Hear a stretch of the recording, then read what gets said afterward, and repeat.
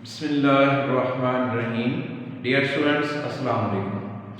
मुझे जैसा कि आप जानते हैं कि हम लास्ट टाइम एक्सरसाइज 10.4 सॉल्व कर रहे थे, जिसके कुछ क्वेश्चन भी हमने सॉल्व किए। आज एक क्वेश्चन रहता है, क्वेश्चन नंबर 4 के कुछ पार्ट्स हमें सॉल्व करने हैं, तो ये आज हम सॉल्व करते हैं। जिसमें मैंने दो पार्ट्स इसके लिख दिए हैं।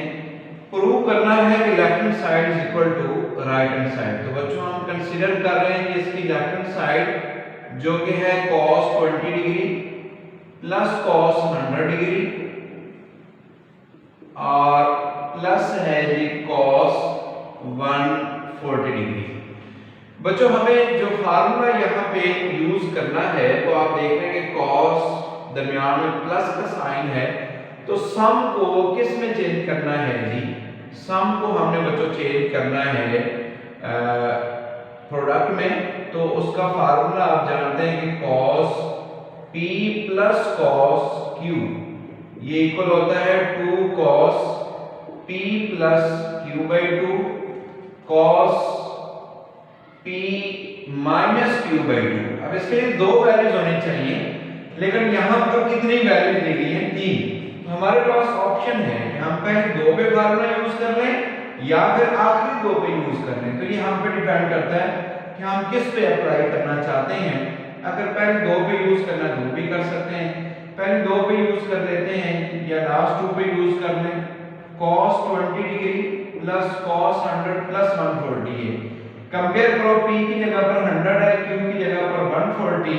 हम लिखेंगे जी 2 cos p प्लस q यानी कि 100 प्लस 140 डिवाइड बाई 2 और cos p minus q 100 minus 140 divide by 2।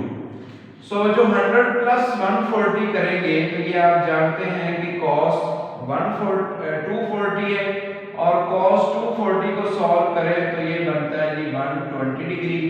और इस तरह से इसको सॉल्व करें 100 माइनस 140 तो ये माइनस 40/2 यानी कि क्या आ जाएगा माइनस 20 डिग्री।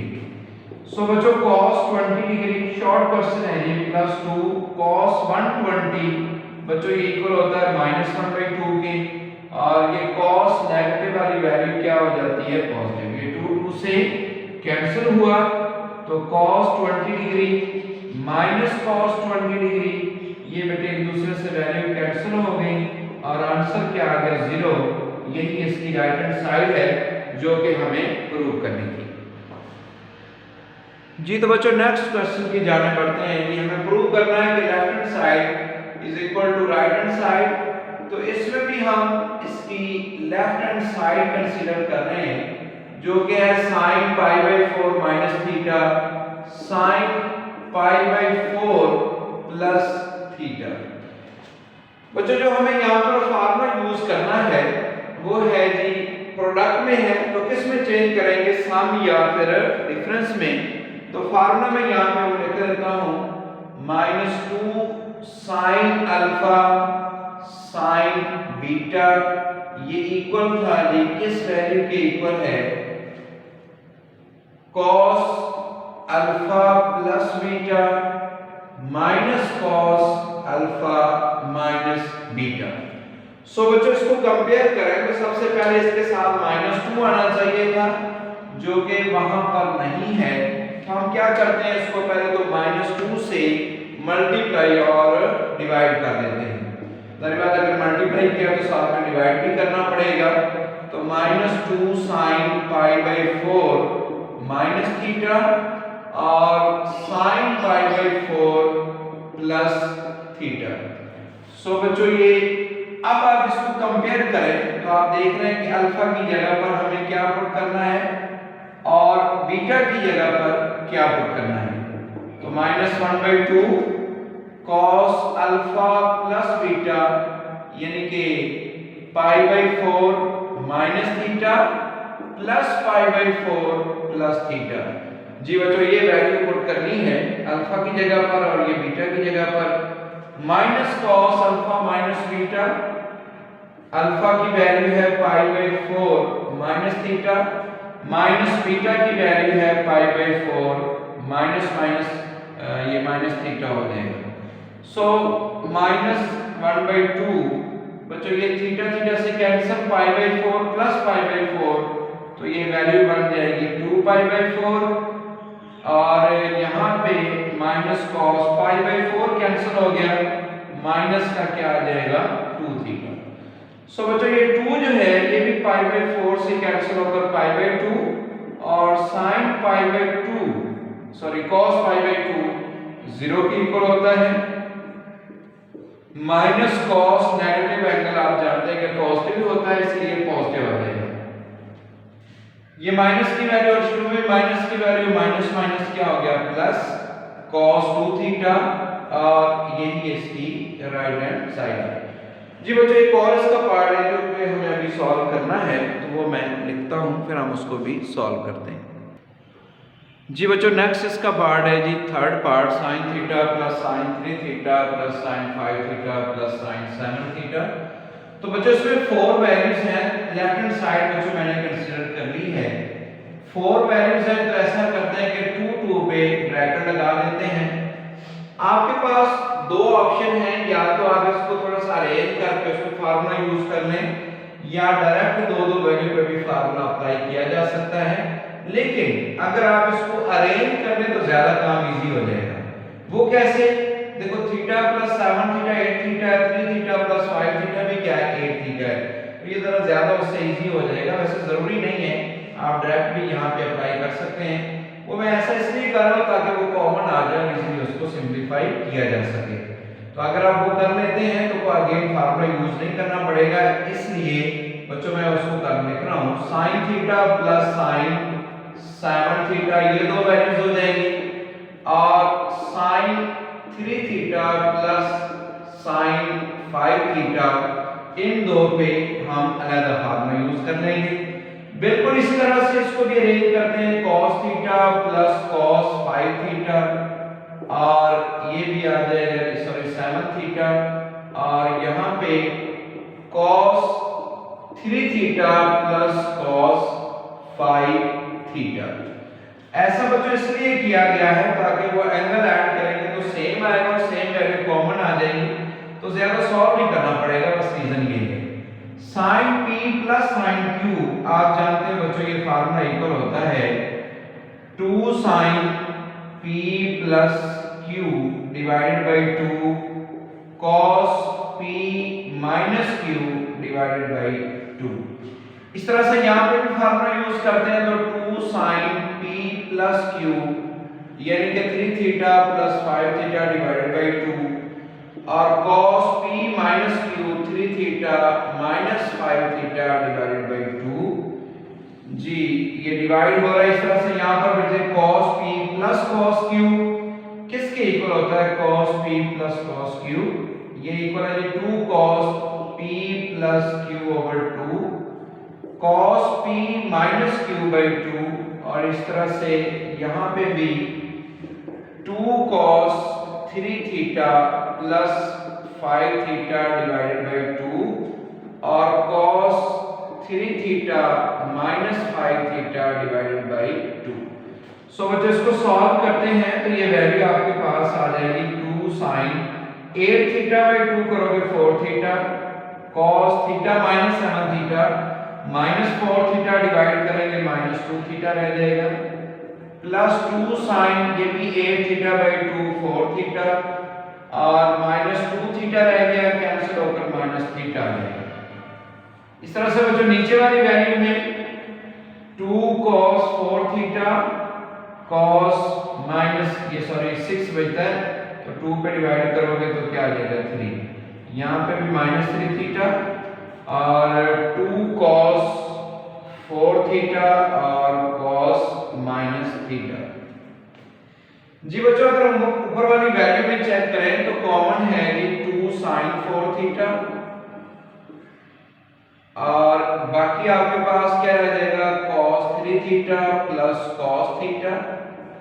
इस तरह से नीचे वाली वैल्यूज में कॉमन चेक किया जाए तो ये 2 cos 4 थीटा है, और बाकी आपके पास रह जाएगा cos 3 theta plus cos theta. जी बच्चों cos माइनस 3 थीटा आप जानते हैं पॉजिटिव हो जाएगा, cos के आगे अगर एंगल नेगेटिव आ रहा हो तो आप जानते हैं कि उसको पॉजिटिव करके लिखा जाता है।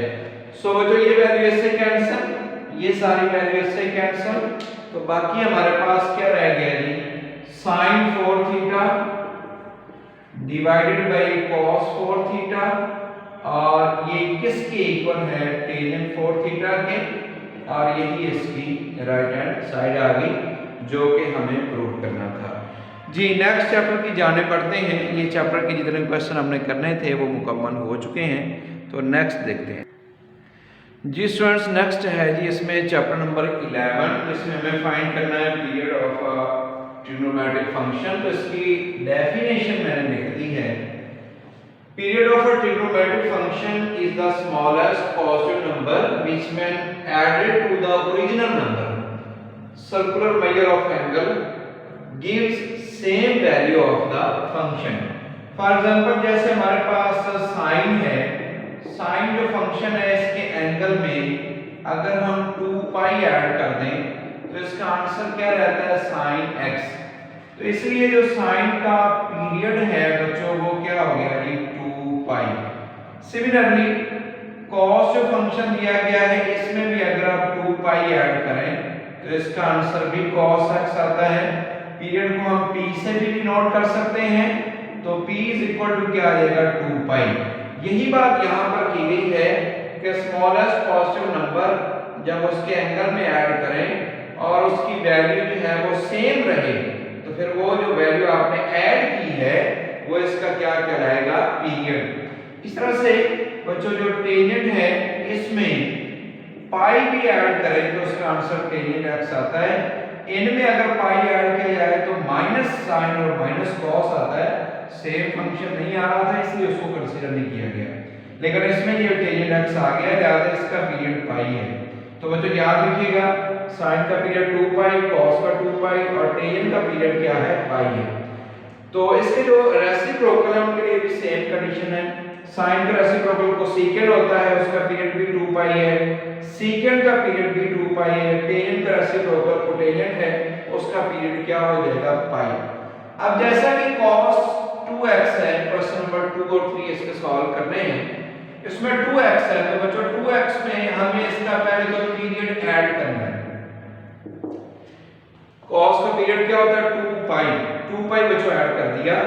ये ऐड करने के बाद अब आपने यहाँ x का कोएफिशिएंट 1 लेके आना है। जो यहाँ पर नंबर होगा वो बच्चों आपने कॉमन ले लेना। जैसे कि 2 है, 2 कॉमन निकालेंगे तो x प्लस पाई रह जाएगा। तो लिहाजा एंगल में जो वैल्यू ऐड हो रही है वो इस फंक्शन का पीरियड है, इसलिए p क्या हुआ इसमें, पाई, और यही बेटे इसका आंसर आ गया। क्वेश्चन नंबर 3 है टेंजेंट 4x। अब टेंजेंट का पीरियड क्या होता है बच्चों, पाई होता है। यहाँ x का कोएफिशिएंट 1 होना चाहिए था लेकिन 4 है, तो हम क्या करते हैं 4 यहाँ से कॉमन ले लेते हैं। यहाँ से बच्चों 4 बाहर निकालना x रह जाएगा, यहाँ पर 4 नहीं है तो 4 इस पे क्या हो जाएगा, डिवाइड। तो लिहाजा इसका जो पीरियड है बच्चों वो आपके पास क्या आ गया जी, पाई बाई 4। तो ये इसका आंसर आ गया। शॉर्ट से क्वेश्चन है छोटे छोटे, मैं कुछ और इसके पार्ट्स आपको करवा देता हूँ। जैसा कि क्वेश्चन नंबर 5 है, 5 में लिखा हुआ है find the period of the function, और फंक्शन दिया गया है जी sin x/3। शायद जी बच्चों sin x/3 है, तो इसके एंगल में हम इसका पीरियड ऐड करते हैं x/3। तो क्या इसका पीरियड है जी, 2 पाई है। अब अगर फ्रैक्शन में आ गया है तो फिर आपने इसको कैसे सॉल्व करना है, आपने बच्चों दोनों का एलसीएम ले लेना है, बटे में वैल्यू आएगी। एलसीएम 3 आ गया, 3 2 क्या हो जाएगा, 6 पाई। ये 3 आप शुरू में लिख लें, अगर शुरू में लिखते हैं तो 1/3 लिखना पड़ेगा। तो लिहाजा यहां से जो पीरियड है वो आपके पास क्या आ गया जी, 6 पाई। यही बच्चों इसका आंसर है। मैं आपको एक और करवा रहा हूं, 15 है 3 cos x/5। क्वेश्चन नंबर 15 है, बाकी भी इस तरह के बच्चों उनको सॉल्व करने की कोशिश कीजिएगा। उम्मीद है कि आप उनको सॉल्व कर लेंगे। 3 cos x/5 बच्चों cos का पीरियड क्या होता है 2 पाई, तो लिहाजा इसमें आप ऐड क्या कर दोगे 2 पाई। अब चूंकि ये फ्रैक्शन में है, शुरू में यहाँ पर 3 4 5 कोई भी नंबर आएगा तो उस वैल्यू से कोई फर्क नहीं पड़ता, लिहाजा वो उस तरह से साथ आप लिखते जाना है। अगर बटे में है तो एलसीएम लेना है बच्चों, अगर फ्रैक्शन में नहीं है तो जस्ट कॉमन ले लेना है। एलसीएम इसका 5 आया, यहाँ पर x प्लस 2 5 क्या हो जाएगा 10। आप इसको बच्चों यूं लिख रहे 3 cos 1/5 बाहर लिख लेते हैं, तो बाकी क्या आ जाएगा x प्लस 10 पाई, तो लिहाजा इसका पीरियड क्या हुआ जी 10 पाई। तो यही इसका बच्चों आंसर आ गया जो कि हम सॉल्व करना चाह रहे थे। इसके कुछ और पार्ट्स भी हैं जी, उनको बच्चों सॉल्व करने की कोशिश कीजिएगा, उम्मीद है कि आप उनको सॉल्व कर लेंगे जी बच्चों। इसके साथ ही क्योंकि सिर्फ सिलेबस में 11.1 ही है, 11.2 नहीं है, तो बच्चों इसमें जो नेक्स्ट चैप्टर है वो इंशाल्लाह नेक्स्ट लेक्चर में हम स्टार्ट करेंगे। इसकी लाजमी प्रैक्टिस कीजिएगा, उम्मीद है कि आप इसको सॉल्व कर लेंगे, आपको लेक्चर की समझ भी आई होगी। ओके जी बच्चों, अल्लाह हाफिज़।